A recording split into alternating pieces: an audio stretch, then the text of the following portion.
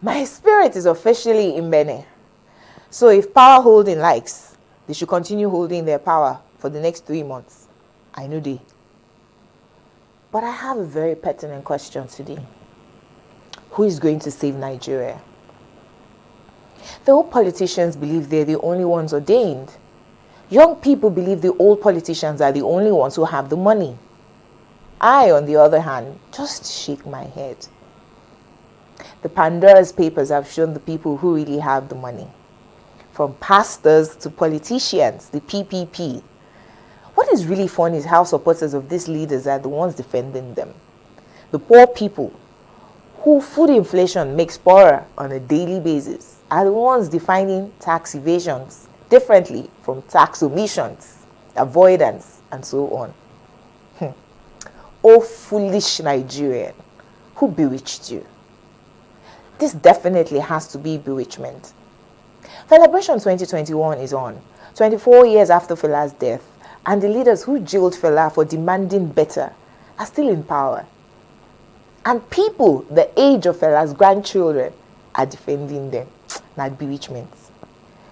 Leaders of tomorrow in the mud. Leaders of tomorrow in the mud. I have stopped wailing about Nigeria though. But I see that as we prefer solutions, the young ones who ought to push for change are the ones goading these despots on for a small pot of porridge. Look at that presidential aide on international media. He couldn't even defend his principles' policies with his chest, stuttering while evading the question. He will write a book in 2023 telling us how his hands were tied. There's no Nigerian solution, that's all I see. If we all can't agree on what we want.